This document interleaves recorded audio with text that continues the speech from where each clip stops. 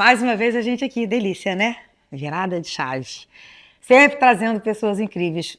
Todas as pessoas que eu trago, gente, eu gosto verdadeiramente. E quando não alguns já conheço, e quando não conheço, eu fico assim super ansiosa e animada para conhecer.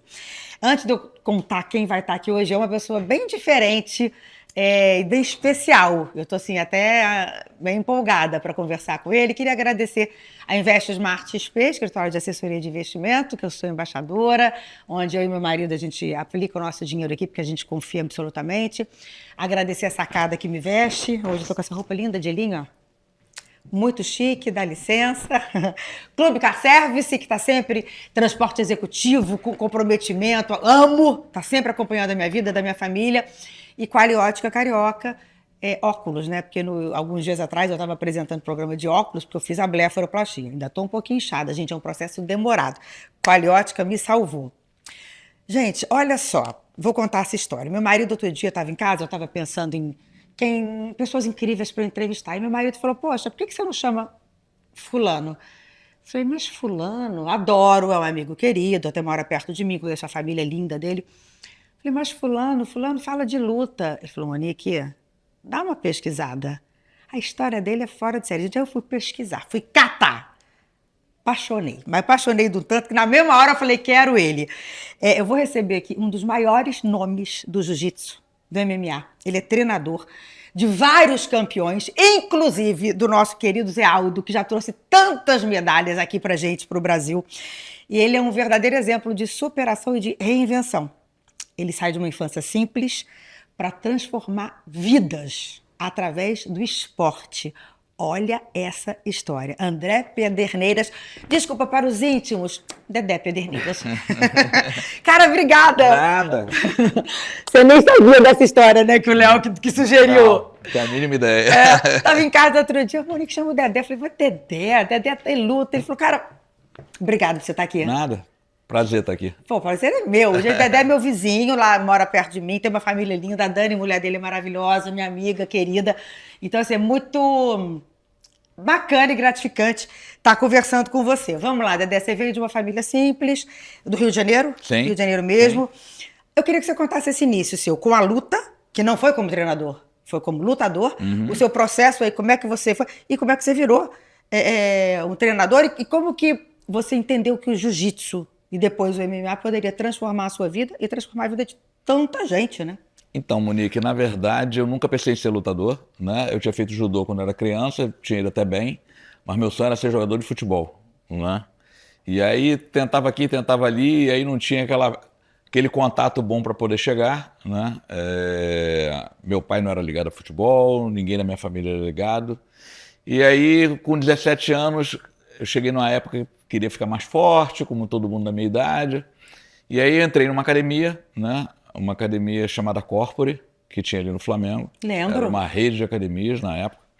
E nessa academia, eles tinham, além da musculação, das atividades de ginástica, eles te davam direito a fazer uma luta. Só que eu não estava nem aí pra luta. Aí a mulher começou a falar, eu falei, cara, põe qualquer uma. E a última que ela falou foi jiu-jitsu. Não, mas você tem que escolher. E o último nome que ela falou de luta foi jiu-jitsu, que eu não sabia nem o que era. Eu falei, põe jiu-jitsu.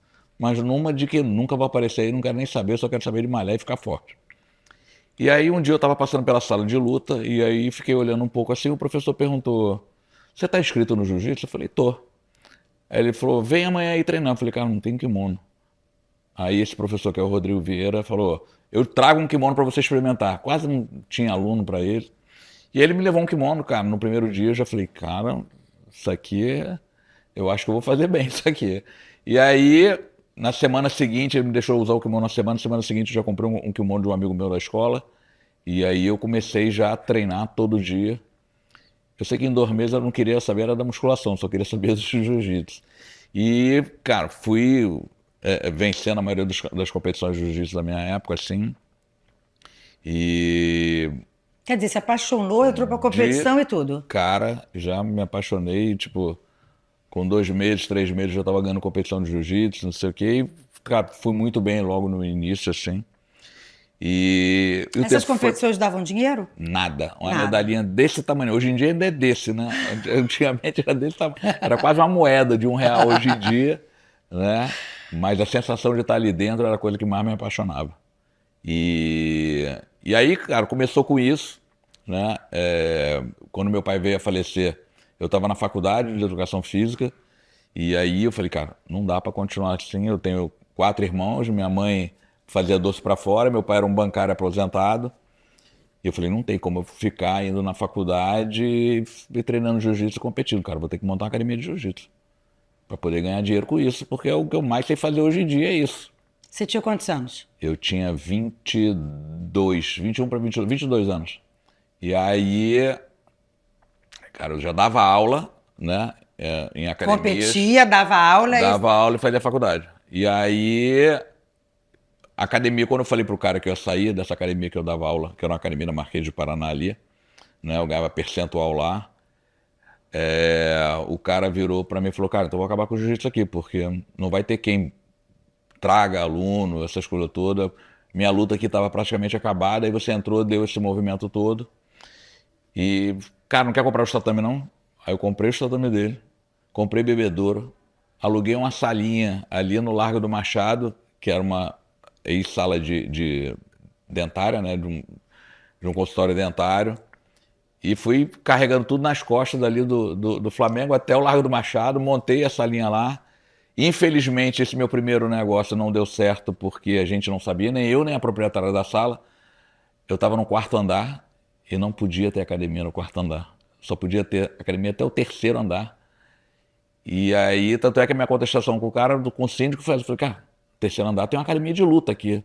Uma academia famosa na época, a Naja, que tinha ali no Largo do Machado. Ele falou, mas pois é, mas a partir do 4º não pode. Putz. Aí eu falei, você tá brincando? Ele falou, não. Eu sei que era um baixinho, que parecia uma geladeirazinha. E era chato, chato demais. Eu falei, cara, então tá bom, vou arrumar um lugar para sair daqui. Aí fui, comentei com a dona da sala, ela falou, cara, também não sabia. Desculpa, eu sei que você fez o investimento. Eu falei, vou procurar um lugar para sair. Você me dá um tempo aí, eu vou pagando enquanto eu estiver aqui.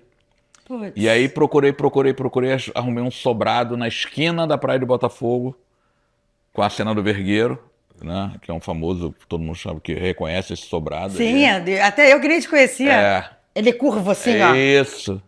E aí consegui, tinha que fazer um monte de obra, eu pedi pra mulher para me deixar uns meses sem pagar, que depois eu pagava, ela deixou, eu fiz a obra lá, mudei para lá, e aí começou minha vida realmente como proprietário de academia, né? E aí eu comecei... Como que chamava ali? Academia André Pederneiros. Tá. Né? E aí eu comecei com a minha academiazinha pequenininha ali, tinha uns 50, 60 metros quadrados, eu dividi o sobrado com um amigo meu, que era meu aluno também, que ele montou uma lojinha de roupa, e a gente começou ali. E aí foi crescendo aos poucos, né? E minha equipe de competição começou a ficar muito conhecida. Ah, porque aí você não competia sozinho, você levava os seus alunos para competir com você. Eu passei a competir e levar meus alunos para competir, e meus alunos começaram a se dar muito bem nas competições, né? E, cara, a gente acabou, anos depois, se unindo com uma academia do subúrbio, né? Com o Melo Tênis Clube, que era um clube, onde a pessoa que dava aula era um amigo meu, assim, de bastante tempo.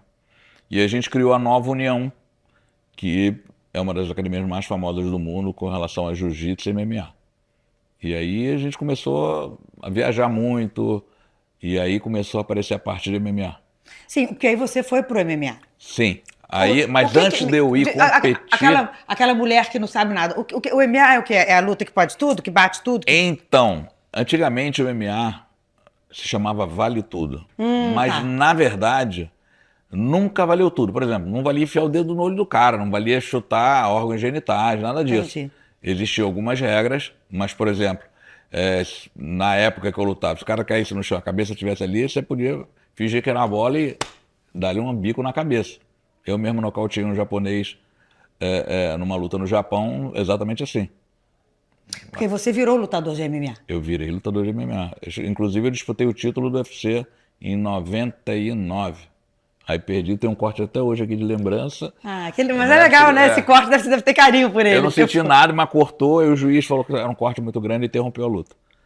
E aí você já ganhava dinheiro lutando. Já ganhava dinheiro lutando e dando aula, né? E aí, aos poucos, eu fui construindo a minha vida ali, né? E minha academia começou a crescer, eu fui trocando os espaços, né?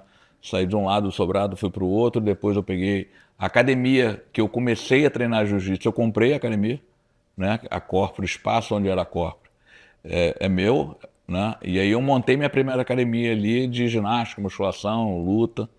E aí eu fui. Hoje ele tem uma das maiores academias de ginástica ali do Flamengo, que é a Upper, né? Que é super É, famosa há anos, né? é, Ela é bem grande, né? é uma das maiores do Rio, né? A Ó, gente tá tem vendo?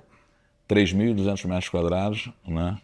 Com um parque aquático com 3 piscinas, o salão de musculação com 1.000 metros Gente, por quadrados. isso É que bastante coisa. eu fico até arrepiada em ver essas histórias de sucesso, né? Porque você acha que o cara, todo mundo que faz sucesso tem dinheiro, tem facilidade coisa nenhuma. Nenhuma, nenhuma. Agora, me fala aqui uma coisa. Algum momento dessa jornada, até chegar nesse sucesso que a gente chama, porque você é um cara de sucesso, algum momento você pensou em desistir? Teve algum obstáculo? Você falou, cara, não quero isso, não chega. Monique, eu não tinha muito como pensar em desistir. Ou eu ia, ou eu ia. Eu não tinha como retroceder em nada daquilo que eu fiz. Porque até chegar a um certo ponto da minha vida, eu botava tudo que eu tinha. Eu falei, é isso e não interessa, eu vou botar tudo que eu tenho aqui. Hoje em dia, com uma condição melhor, eu falo, não, vamos lá. Não vou com tudo, vou com um pedaço, porque É se isso, a der ruim, necessidade que faz a ocasião, né? se der ruim, eu tenho a minha retaguarda aqui, não volto para onde eu estava. Pois é, você começou aí essa sua jornada com 20 anos, sei lá, de dar aula e tal. Você estava com quantos anos antes? Eu tenho 58. A minha idade, praticamente. Eu tenho 57 anos. As pessoas hoje são muito ansiosas, né? E imediatas. Elas querem um sucesso imediato. Quanto tempo, né, que você demorou para essa construção e chegar num lugar que você fala, ufa, é demorado, né? Quais são as principais qualidades, características que uma pessoa tem que ter para chegar? Cara, força de vontade e acreditar em si. É o que eu falo para todo mundo.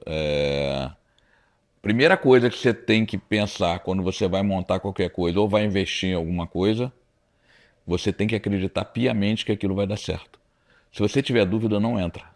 Porque a dúvida, no dia que tiver alguma coisa errada, você acordou de manhã, aconteceu algum problema no teu negócio, É essa dúvida que vai fazer você andar para trás. vai fazer você andar para trás. Você vai perder essa confiança e aí, cara, eu acho que a ladeira abaixo quando isso acontece, né? E, cara, na minha vida aconteceram várias coisas de jogar no chão e eu bater e levantar, né? Então, eu falo para todo mundo que a luta para mim, cara, me deu tudo. Me deu tudo. Agora, você faz hoje uma coisa que eu acho incrível, né? Vamos primeiro falar dos seus campeões. E você tem um campeão, que é você, o treinador, que é o Zé Aldo, que é o mais que todo mundo conhece, Sim. mas você tem outros campeões. Sim. Como é que foi essa história do Zé Aldo, né? Porque ele Então, começou com você, como é que foi Então, o isso? Zé Aldo, ele era aluno de um projeto nosso em Manaus, né? A gente tem a academia espalhada pelo mundo inteiro, né? Mas antes de estar fora do A Brasil... Nova União está no mundo todo. Está no mundo todo. Então, antes de eu estar fora do Brasil, a gente já tinha várias academias pelo Brasil espalhada. E num desses polos que a gente tinha em Manaus, né? O Aldo era aluno de um aluno nosso, né? De uma filial dessa. E, na verdade, esse aluno, ele era aluno de um polo nosso lá, ele era aluno do aluno. Entendi. Né? E aí ele começou a vir para o Rio para competir no campeonato de jiu-jitsu. E aí um dia ele chega na minha academia, e a primeira vez que ele foi, ele era faixa azul, assim, tinha 16 anos, 15, 16 anos. E aí ele voltou uma segunda vez, falou, cara, eu tô querendo ficar aqui. E aí ele ficou durante um tempo, uns 4 meses, 5 meses, treinando comigo. E aí, era época de Natal, ele voltou para visitar a família, né, com a promessa de um vereador, deputado, nem me lembro na época, de dar a passagem dele de volta. Esse cara nunca mais apareceu, nunca deu a passagem dele de volta. E aí eu acabei mandando a passagem e ele voltou. Mas o objetivo dele era virar um faixa preta de jiu-jitsu.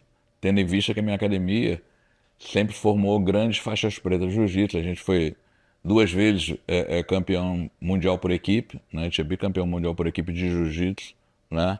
Então, meio que a gente recebia gente do mundo inteiro para treinar com a gente, né? Por conta dessa fama que a gente tinha, principalmente na categoria leve, né? Os garotos lá da academia, até 75 quilos assim, eram os caras que mandavam no mundo do jiu-jitsu, né? Nessa época. E aí ele veio para se tornar um faixa preta de jiu-jitsu. Só que na minha academia, a maioria das pessoas que treinavam lá não tinha um poder aquisitivo muito alto, né? E muitos, uma grande parte treinava de graça, né? E o que eu comecei a analisar é, cada vez menos eles tinham dinheiro para pagar a inscrição de competição. Eu falei, cara, daqui a pouco eu não vou ter mais ninguém para competir, os caras não têm dinheiro, eu não tenho como ficar bancando esse bando aqui, pagando todas as inscrições de campeonato. E aí o MMA estava começando a crescer no mundo. E aí eu chamei os principais atletas da minha equipe em 2001. O Zé Aldo já era um dos principais. Já, mas não era o cara da minha academia. Eu falo pra todo mundo que às vezes o cara fala, mas eu não sou o melhor.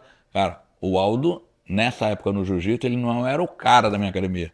Eu tinha vários caras que eram campeões mundiais na faixa preta, tipo assim, bem à frente dele em termos de jiu-jitsu. E aí eu resolvi migrar essa minha principal equipe pro MMA, né? E o Aldo veio a reboque disso, falou, todo mundo vai, eu também vou.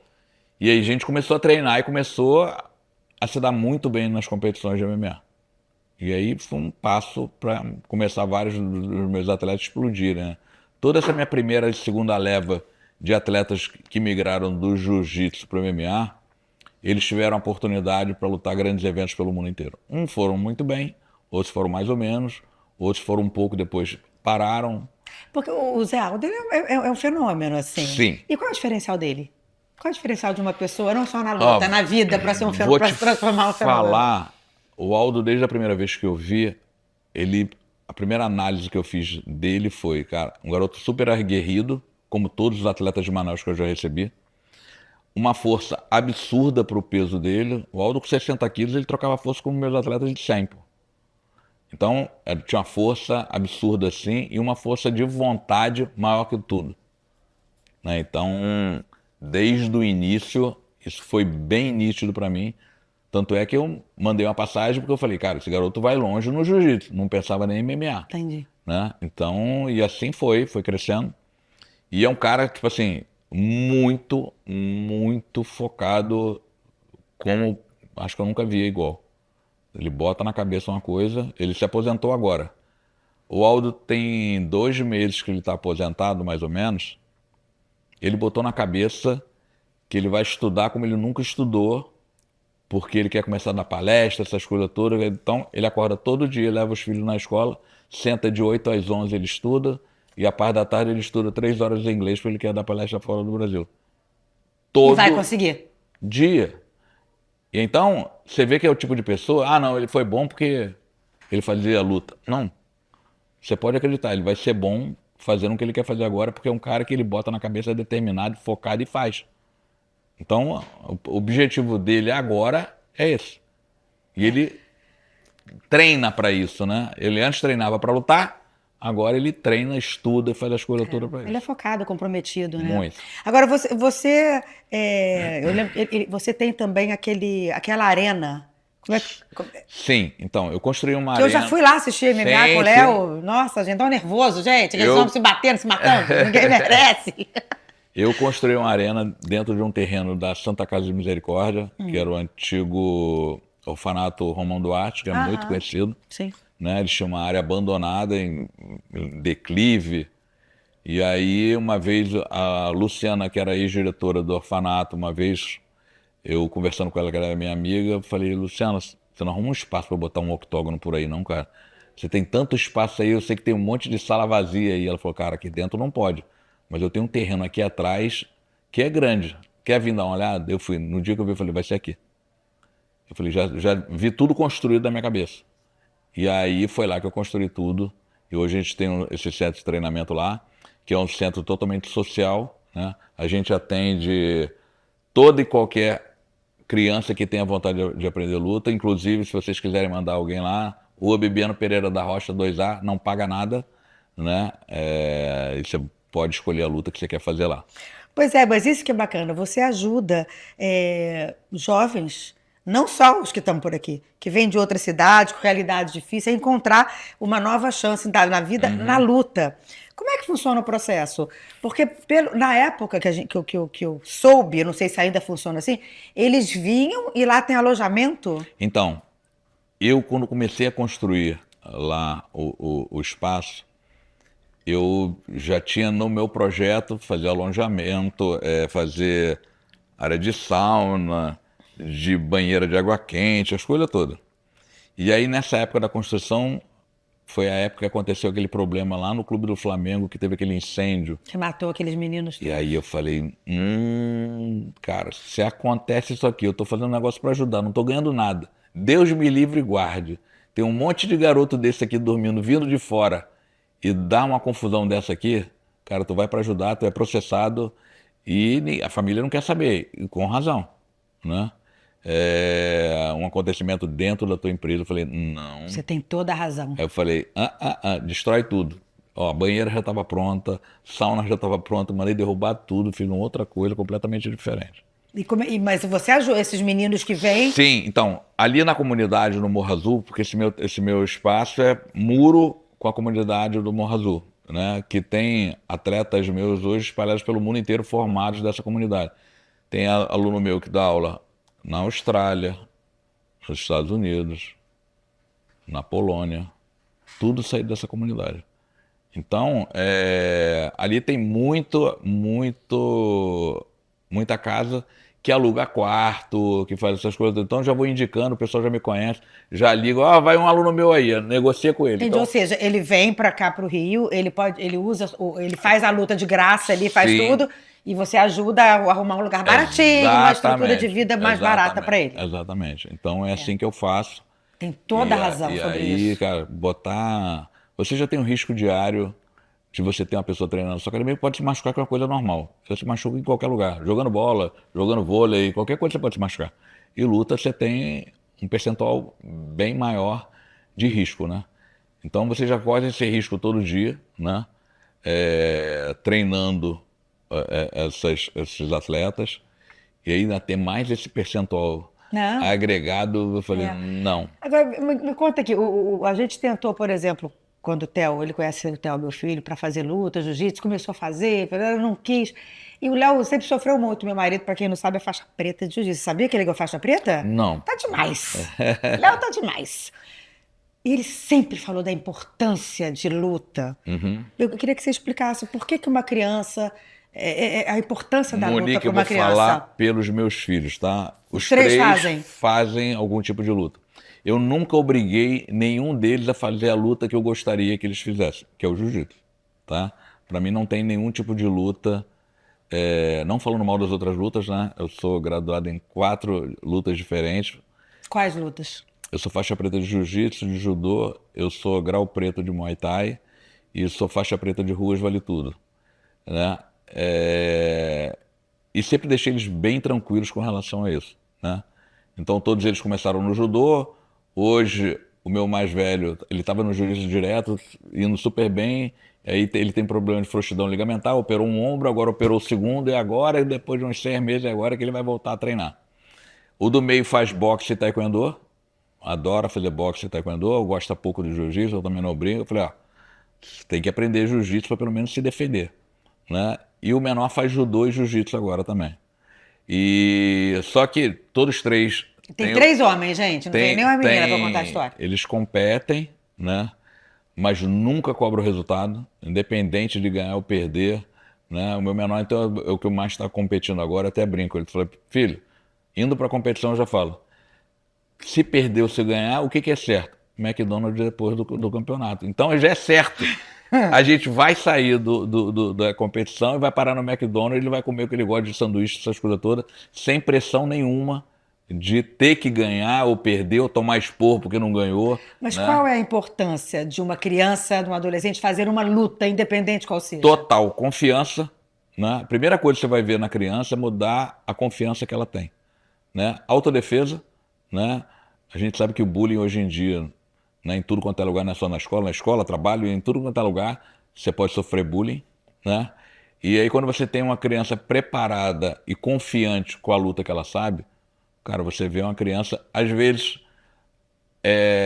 discutir, não precisar demonstrar ou bater na outra criança, ela consegue se controlar e sair daquela situação. E se ela for agredida, cara, quem vai se dar mal é o outro, né? Então, isso traz uma coisa assim, cara, pra mim, fundamental. E por que tem essa fama, né? Porque o pessoal, o cara é jiu-jitsu, é faixa preta. Por que tem essa fama que esses caras são os mais calmos, assim? Por que é esse controle, esse autocontrole que Eu a acho que luta a traz? partir do momento que você tem uma confiança naquilo que você faz como autodefesa, você não precisa demonstrar. Você sabe, cara, que se acontecer, você vai pegar e vai fazer o que você tem que fazer. Entendeu? Que é se defender, né? E mostrar para quem está te agredindo que não foi uma boa ideia fazer aquilo, né? Então você vê que a maioria das pessoas faixas pretas, lógico que existem raras exceções, mas isso é- são em diversas profissões, não é só na luta, né? Que você consegue mostrar que você é superior sem precisar arrebentar a cara do cara, sem fazer nada disso, entendeu? O que foi mais difícil para você, ocupar o seu espaço como atleta ou como treinador e empreendedor? Eu acho que como treinador foi mais difícil porque a partir do momento que você começa a crescer, né? Você primeiro cresce no teu bairro, depois no Rio de Janeiro, depois no Brasil e aí depois para o mundo. Então, é como você falou, né? Você não acorda hoje e amanhã você conquistou isso tudo. São anos de dedicação, né? Frustrações como todo mundo. A gente não pode dizer que eu acordei todo dia sendo feliz que todos os meus atletas estavam ganhando. Sendo feliz que os caras estavam fazendo tudo o que eu queria. Não, né? Sendo feliz porque todo mundo pagava minha academia em dia. Não, né? Principalmente luta, a gente sabe da dificuldade, principalmente quem só tem uma academia de luta, né? De quão é difícil você ter uma quantidade boa de alunos. Hoje em dia isso no jiu-jitsu está muito melhor, né? Por causa da grande difusão do jiu-jitsu pelo mundo. Mas, cara, quem tá aí há muito tempo sabe exatamente o que eu tô falando. É. Agora, assim, o Zé Aldo eu sei que você tem vários outros campeões, mas o Zé Aldo é uma coisa hors concurso, não é? Uhum. Você ainda luta para encontrar um novo Zé Aldo? Como é que funciona isso? Porque Você, hoje eu vejo, não sei, tá? Eu vejo que hoje, como é uma coisa muito mais difundida, tem muito mais gente e tal. Não sei se é mais difícil encontrar um novo Zé Aldo. Monique, você está me fazendo uma pergunta que a esposa do Aldo me fez uma vez. Quando é que você acha que vai aparecer outro Aldo? E aí eu vou te dar a mesma resposta que eu dei para ela, né? Hoje em dia, né, como sempre, hoje eu acho que o pessoal, primeiro, é mais no Nutella do que era antigamente, né? Antigamente eu falava assim, vai lá, sobe no telhado e pula de cabeça. O cara aí é Todo mundo sobe, pum, pulava de cabeça. Hoje em dia, se eu falo isso, o cara fala, poxa, mas talvez eu me machuque na subida porque é muito alto e na descida eu vou me quebrar todinho, cara. Eu acho que eu não vou, não. E a primeira coisa que a pessoa tem que ter, o atleta tem que ter no treinador é a confiança. Porque vai chegar um momento na luta que ele vai estar apanhando muito e se ele não escutar o que eu estou falando, ele não vai resolver o problema dele. Então ele tem que fazer exatamente o que eu estou falando para poder resolver o problema dele. Mas a partir do momento que essa confiança não vem lá de trás, não vem da subida do telhado que eu mandei ele se jogar, ele não vai acreditar e não vai conseguir fazer. Então você acha que Então, hoje está bem difícil? bem mais difícil. Bem mais difícil. Hoje em dia você vê um atleta meu, mesmo numa condição baixa, tem um celular e fica vendo Instagram, tirando foto, fazendo vídeo, Postando. postando, né? E aí, antigamente, o cara acordava, não tinha o que fazer, opa, vamos treinar? Vou bater saco, vou correr, porque não tinha essa diversão. Então, quer dizer, hoje eu tenho atletas fisicamente mais fracos, não só fisicamente, como mentalmente, porque eu não consigo botar toda a carga de treinamento que eu conseguia colocar antes, porque ele não tinha as diversões que ele tem hoje em dia na mão. Entendi. Na mão, né? E aí, falando isso, né, que eu falei para Viviane, que é a esposa do Aldo, falei, cara, hoje eu recebi 1.000 pessoas aqui. Essas 1.000 vão começar essa maratona que é chegar em algum lugar do negócio da luta. Aí você começa essa corrida, né? Essa maratona que você começou a fazer, e aí o cara vai e cai num buraco, no meio dessa estrada. O que é cair num buraco? Cair num buraco o cara foi e se machucou. nesse período que ele está correndo ali. Aí tá bom, você recuperou, continuou, voltou para a corrida. Só que muitos que caem nesse buraco de lesão Desistem. desistem. Então minha corrida agora só tem 800 e a corrida continua. E aí aparece uma oportunidade que aquela oportunidade vai levar o cara a algum lugar. Aí ele perde. E aí aquele cara que tinha aquela coisa na cabeça, eu sou melhor, eu sou não sei o quê, depois da derrota Cai a autoestima. cai e ele não volta a ser quem era. E aí já me reduziu para 500, né? E aí como a gente tem esse pessoal, né, que vem de uma classe muito baixa, a família começa a cobrar. Pô, meu irmão, tu vai ficar brincando de lutar até quando? Entendi. Você acha que você vai aonde com isso? Olha quanto tempo você já está aí fazendo isso. Olha não sei o quê. Aí eu já perco mais uns 200, porque a família consegue trazer, né? Bom, aí minha corrida está continuando. Eu sei que no final dessa corrida, dentre tantas coisas que acontecem, né, ao longo de uma vida de um atleta, o cara não aguenta mais, o cara, meu irmão, teve outra lesão, engravidou a namorada, e aí agora a família cobra para ele começar a trabalhar para sustentar o filho. Cara, vai sobrar uns 10. E depois que sobra esses 10, Deus vem, bota o dedo e fala assim, você vai. Os outros 9 não vão a lugar nenhum. E aí sai um. Então, eu não sei nem quantos mil já passaram na minha mão para sair um Aldo. E olha que passou muito. Então, essa história que eu estou te contando é uma história da minha vida com relação a treinamento de atleta. Eu fiz outros atletas muito bons, fiz vários. Eu sou o cara aqui no Brasil que fez mais atletas campeões mundiais em diferentes eventos pelo mundo. Eu fiz 15 campeões mundiais, desses 15, eles foram campeões em 18 ou 19 eventos diferentes, né? Defenderam seus títulos várias vezes, e botei mais uns 12 que chegaram a disputar o título, mas que não ganharam. Ou seja, eu levei 27 pessoas a disputar títulos mundiais, com 15 ganhando e mantendo o cinturão por um tempo, e 12 que perderam ali e não voltaram, não conseguiram ganhar de novo. Ganharam outras lutas, mas não voltaram a um título. Então, já passou muita gente pela minha mão. Isso eu estou falando de MMA, de jiu-jitsu mais ainda. Agora, você como técnico, treinador, você é um líder. Qual é o maior segredo para conseguir isso? Porque, igual você falou, o cara tá apanhando, levando soco, sofrendo, e ele tem que te ouvir. Como ser líder desse cara que leva porrada pra caramba? Eu acho que E não deixar ele esmorecer. nesse caso, né?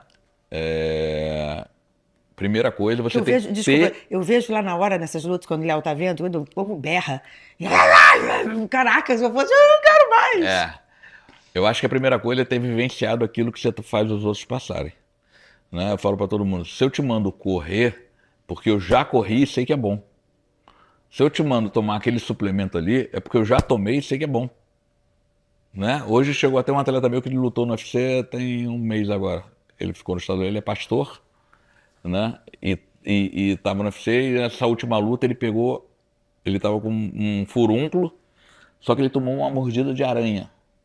E a perna deu quase uma erisipela. Ele tomou antibiótico, não sei o quê. E aí eu falei, se o teu antibiótico parar faltando 3 dias, no dia da luta você não vai sentir nenhuma diferença. Se você estiver tomando antibiótico, você cai em média entre 20% e 30% do teu rendimento. Ele tem certeza? Eu falei, tem. Bom, ele perdeu a luta, cansou, né? E um médico lá virou do UFC e falou, cara, provavelmente você teve um mau rendimento por conta dos antibióticos, das coisas que você estava tomando. Eu falei, não foi. E aí hoje ele chegou na academia, ele ficou nos Estados Unidos um tempo, né? Visitando algumas igrejas lá nos Estados Unidos. Ele falou, mestre, eu fui num médico americano e ele fez todos os exames.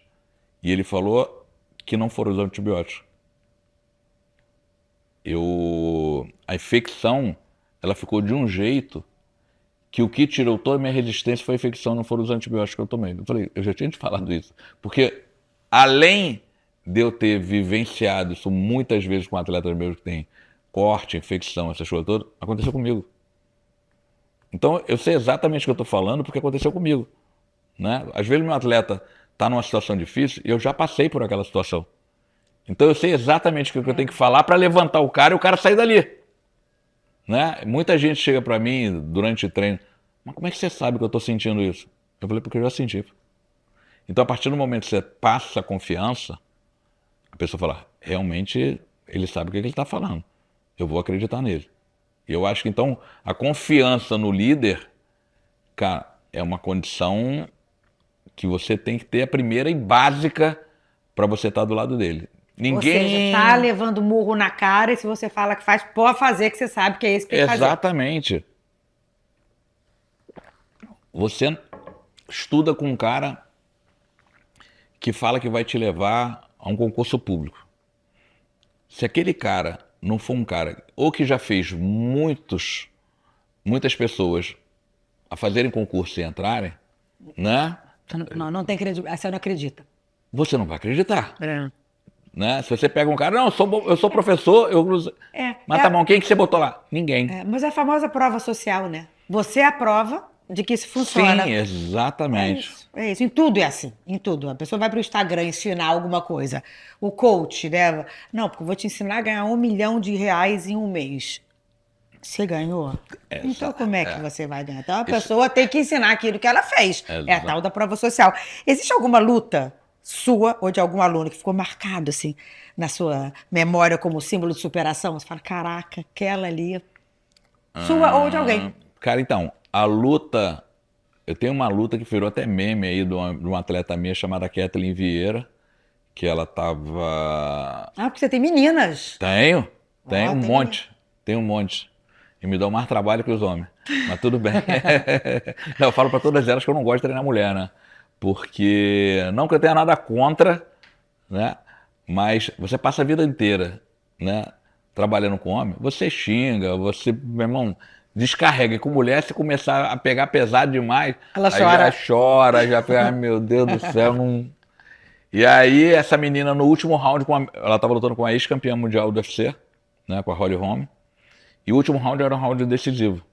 Cara, eu descasquei do quarto pro quinto e virou meme, tudo quanto é lugar aí.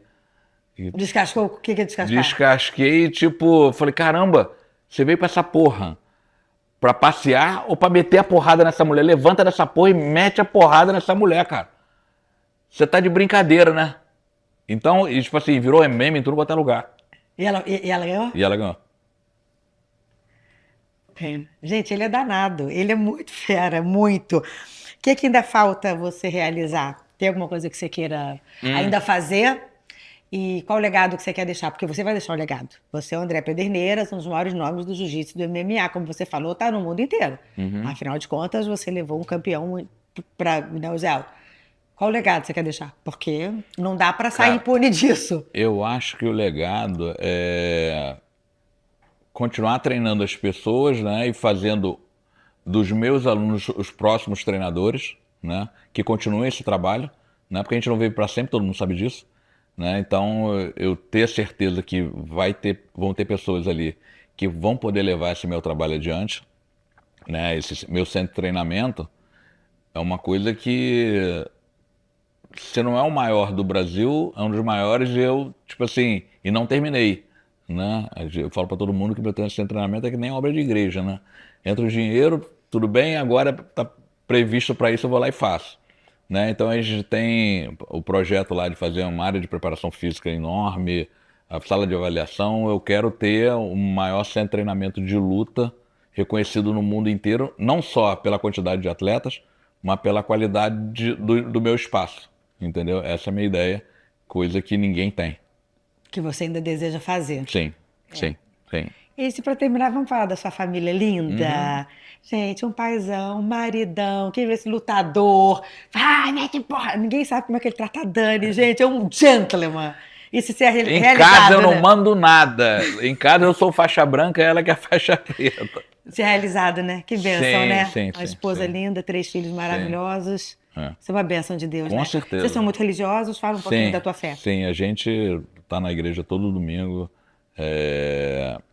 e acredita bastante em Deus. Sempre acreditou. E é isso que te move, né? A gente, quando tem fé, Sim. Nada nos para, né? Sim. Pra gente finalizar, a sua grande virada de chave. Pode ser pessoal, pode ser profissional, mas aquela coisa que mudou a sua vida.